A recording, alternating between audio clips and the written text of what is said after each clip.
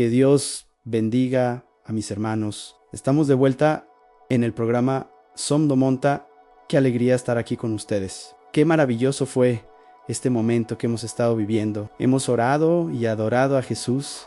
Estoy seguro de que Dios ha hecho una hermosa obra en su corazón. Y ahora estamos aquí para meditar en los escritos de San José María Escrivá.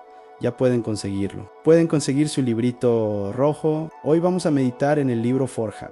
Si lo tienen, consíganlo en casa. Izuki. Vamos a meditar hoy en Gente Mía. Si aún no lo han comprado, compre los 3. Compren los 3 a la vez. El camino forja y jugo así es. El camino, el azul, el rojo y el jugo. El amarillo, compra los 3 a la vez, porque te ayudarán mucho en este proceso que estamos viviendo. Crecerás en espiritualidad, podrás meditarlos todos los días. Así es una inmensa alegría estar contigo. Es una inmensa alegría estar juntos. Una vez más, toma tu libro, Forge, ve a la página 24. Estamos en la página 24 y puedes ir al párrafo 4.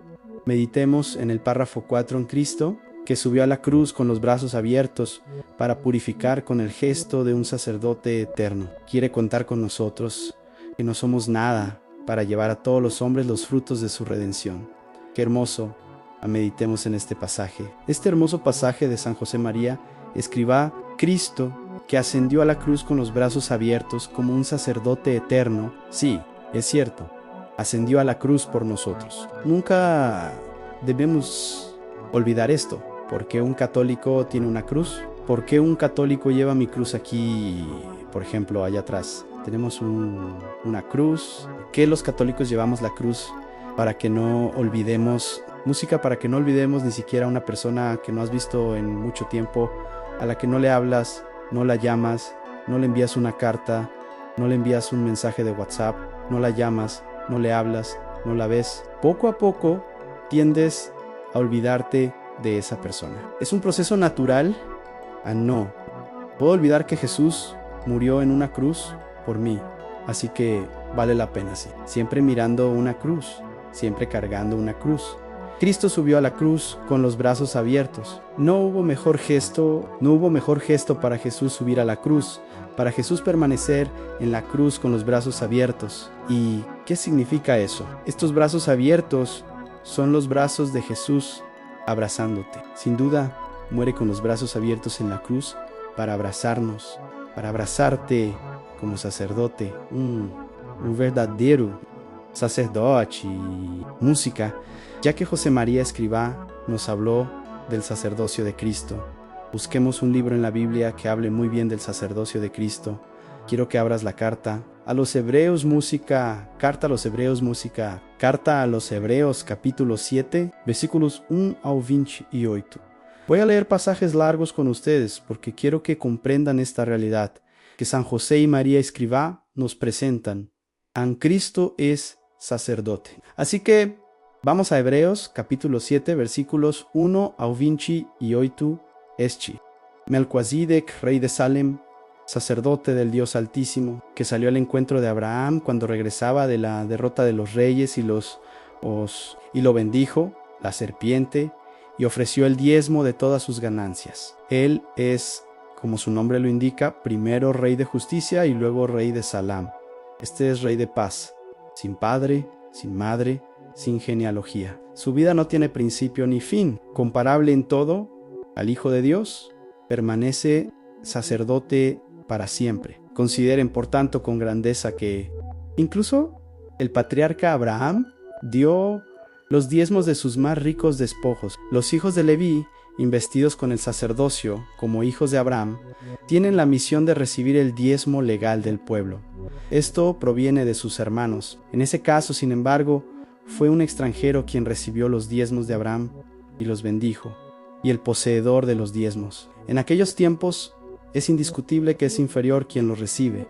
Es el inferior quien recibe la bendición de lo que es superior. Además, aquí los levitas que reciben los diezmos son hombres mortales. Allí, sin embargo, es alguien de quien se da testimonio de que vive, por así decirlo. Leví, quien recibe los diezmos, los pagó en la persona de Abraham, porque ya estaba en embrión. En la intimidad de esto, cuando se celebró la reunión como deseo, Se verificó si el sacerdocio levítico había alcanzado la perfección, porque en esto se basa la legislación dada al pueblo. Había necesidad incluso si surgía otro sacerdote según el orden de Melquisedec y no según el orden de Aarón, ya que el sacerdocio ha sido transferido. Es necesario que la ley también cambie. De hecho, a quien se aplican estas palabras. Estas palabras provienen de otra tribu de la cual a nadie se le confió el servicio de altar, y es claro que nuestro Señor nació de la tribu de Judá, tribu a Moisés, no confió nada al hablar del sacerdocio. Esto se hace aún más evidente si se tiene en cuenta que este otro sacerdote que aparece a semejanza de Melquisedec fue constituido no por la prescripción de una ley humana, sino por su inmortalidad, porque está escrito: eres sacerdote para siempre según el orden de Melquisedec. Con esto, la antigua legislación queda abolida por su ineficacia e inutilidad, pues la ley no perfeccionó nada. Solo fue portadora de una mejor esperanza que nos conduce a Dios, y esto no se hizo sin juramento. Los demás sacerdotes fueron instituidos sin juramento. Para él, por el contrario, interviene el juramento de quien dijo: el Señor juró y no se arrepentirá, tú eres sacerdote para siempre. Y este pacto del cual Jesús es el Señor es muy superior. Mira, estoy insistiendo en leer un texto largo, pero tenemos que leer la Biblia. El autor de la carta a los Hebreos dice que el sacerdocio de Cristo es superior a todos los que han existido. Esto es muy importante. Además, los primeros sacerdotes tuvieron que suceder sin grandes cantidades, porque la muerte no lo permitía. Mira, los sacerdotes mueren y era necesario que los sacerdotes sucedieran a este, porque vive para siempre. Tienen un sacerdocio eterno. Jesús nunca muere y por lo tanto su sacerdocio es eterno. Por eso le es posible tener salvación para quienes acuden a Dios, porque siempre vive para interceder por ellos. Es un sacerdote que vive para siempre. En efecto, el pontífice que nos conviene. Mira, el autor de la carta a los Hebreos dice que necesitábamos un sacerdote. Los sacerdotes del antiguo pacto ni siquiera se pueden comparar con este sacerdote. ¿Cuál es el sacerdote que nos conviene? Santo, inocente, inmaculado, apartado de los pecadores y elevado más allá de los cielos, que no necesita, como los demás sacerdotes, ofrecer sacrificios cada día, primero por sus propios pecados y luego por los del pueblo. Por eso lo hizo de una vez por todas, ofreciéndose.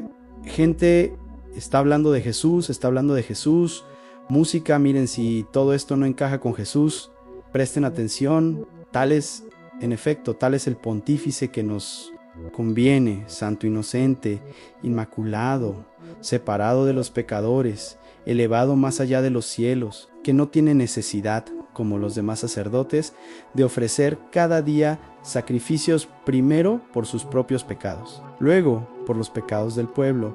Por eso lo hizo de una vez por todas, ofreciéndose a sí mismo.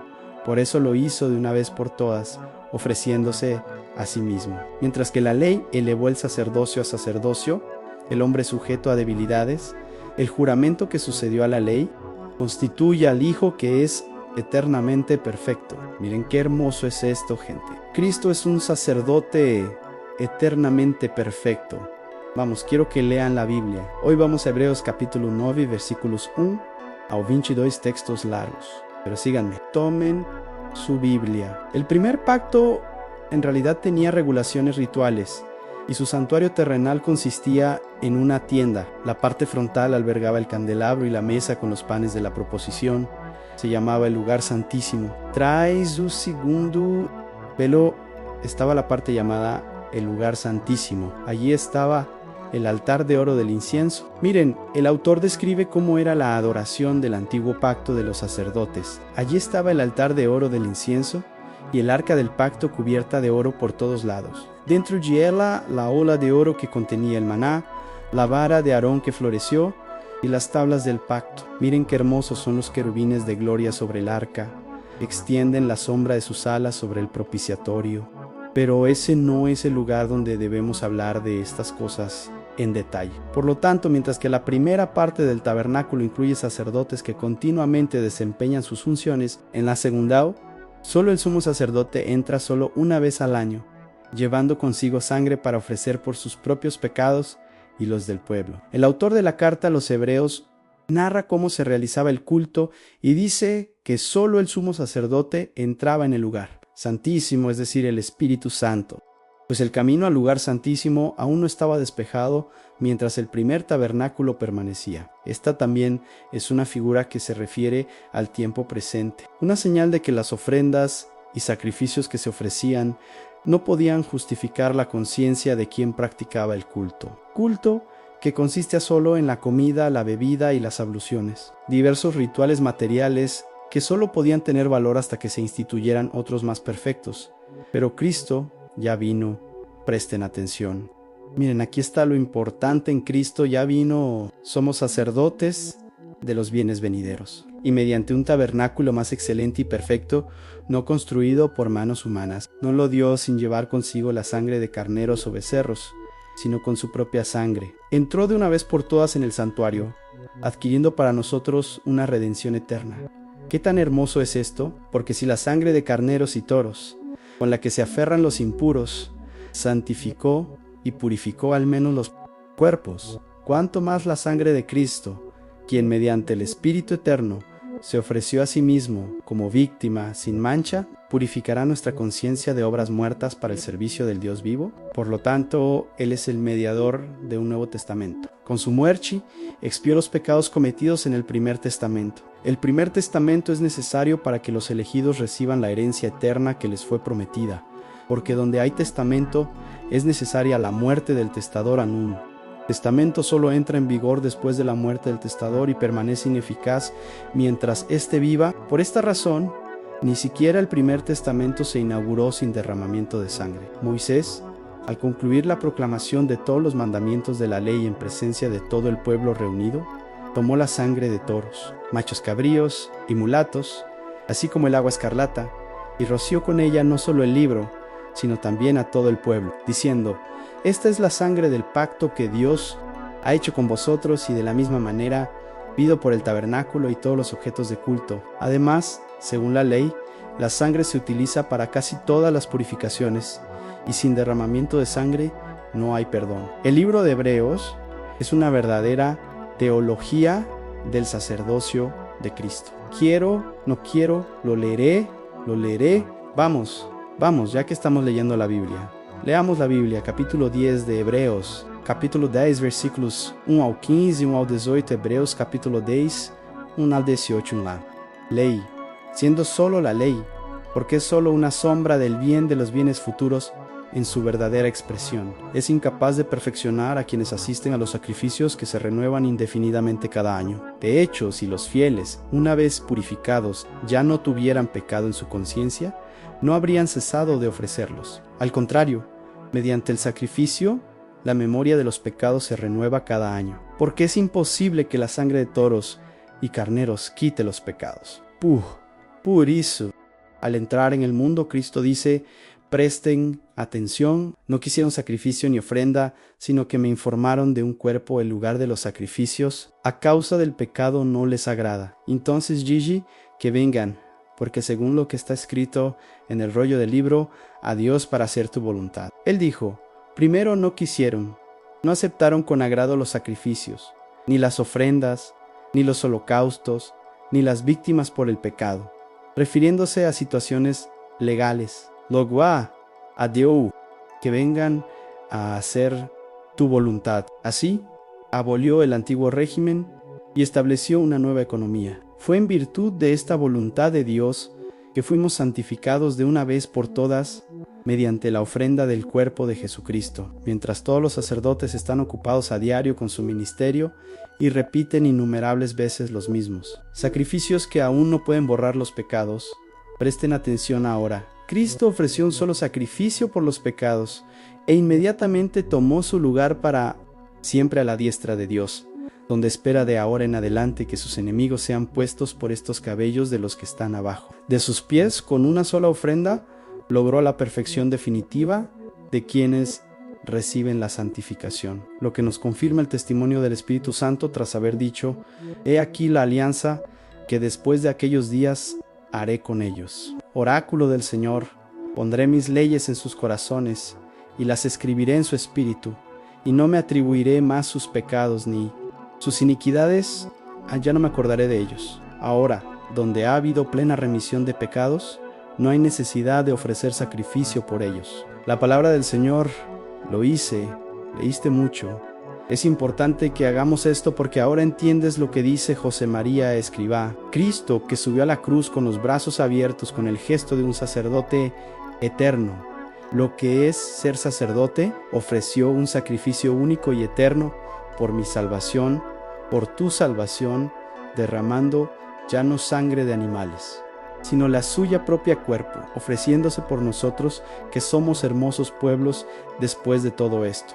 San José María Escrivá dice que este Jesús que murió en la cruz, por ti quiere contar con nosotros. Música, mira esto, este Jesús que murió en la cruz por ti, quiere contar contigo. Música, y Dios no quiere contar contigo porque seas el mejor, pero Dios quiere contar contigo. Dios quiere contar conmigo. Música, Dios cuenta conmigo para hacer lo que estoy haciendo ahora en evangelizar, dar mi vida. Por la evangelización, Dios cuenta conmigo. Dios cuenta contigo, Dios cuenta contigo en tu familia. Dios cuenta contigo en la misión de ser padre y madre. Dios cuenta contigo. Mira, Él quiere contar con nosotros y no somos nada. ¿Cómo puede contar con nosotros? No somos nada, de hecho no somos nada. Él no quiere contar con nosotros porque somos los mejores, pero la salvación llega a la vida de las personas a través de nosotros. A través de mí la salvación puede llegar a tu hogar. A través de mí la salvación puede llegar a tu vida. Ahora, escucha lo que dije. Digo que no hay manera de que pueda traer salvación a otros si no recibo primero esta salvación. Así que esta salvación primero necesita llegar a mi vida. Esta salvación primero necesita llegar a mi corazón. Y entonces el anuncio tiene poder porque yo anuncio al Dios, no conozco al Dios que cambió mi vida, anuncio al Dios que impactó mi corazón. Este es el Dios que anuncio, este es el Dios que predico. Dios quiere contar con nosotros que no somos nada. Oye, no eres nada, pero Dios quiere contar contigo para que... ¿Por qué Dios quiere contar con nosotros para traer a todos los hombres los frutos de su redención? Mira, Él quiere que todos se salven. San José María Escrivades, Iztacau, a todos, son todos. La salvación es para todos. Obviamente no todos se salvarán, porque no todos abrirán su corazón, pero la salvación es para todos. La salvación no es para unos pocos elegidos, la salvación es para todos. Música, si recuerdo la fórmula de misa de la misma manera financiera y tomó el cáliz en sus manos, dio gracias, lo partió y se lo dio a sus discípulos diciendo: tomen todos y beban. Este es el cáliz de mi sangre, la sangre de la nueva y eterna alianza que será derramada por ustedes y por todos. Jesús quiere salvar a todos y quiere contar con ustedes para esto. Amén, quiere contar con ustedes para esto. Música. Así que Él es el sacerdote que muere en la cruz para salvar a todos, y esto demuestra que tú y yo también necesitamos vivir nuestro sacerdocio. Mira que yo soy el sacerdote. San Alfonso María de Ligorio dice que eres sacerdote para salvar almas. Esta es una de las razones por las que soy sacerdote. Todo sacerdote es instituido para salvar almas, para santificar a humanos. Esta es una de las cosas. Ahora déjame decirte que tú también eres sacerdote. Soy un mini sacerdote. Soy ministro. Tengo un sacerdote ministerial, sacerdocio. Ahora también eres sacerdote. Na sua bautismo te convertiste en sacerdote, profeta y rey. Así que también eres un sacerdocio sacerdotal. Es decir, también necesitas santificar a las personas. También necesitas santificar tu vida y la de quienes viven contigo y de quienes tienes en tu familia. Déjame decirte algo muy serio. Dios quiere usarte para salvar a tu familia. Tal vez tu familia esté yendo por el camino equivocado. Tal vez tu familia esté siguiendo una vida mundana, mi gente. Tal vez tus hijos estén perdidos. Tal vez tu esposo, tal vez tu esposa. Dios quiere contar contigo. Él es quien salva, pero Él quiere contar contigo. Él quiere contar conmigo. Dios quiere contar contigo para salvar a tu familia. Déjame decirte algo con todos con quienes entras en contacto. Con todos con quienes te relacionas. Tú eres la persona que Dios ha puesto en tu camino para que seas un canal de salvación en sus vidas. ¿Cuántos contactos tienes en tu celular? ¿Cuántos contactos tienes en tu trabajo? ¿Cuántos contactos tienes en este mundo? Todas las personas que se cruzan en tu camino, Dios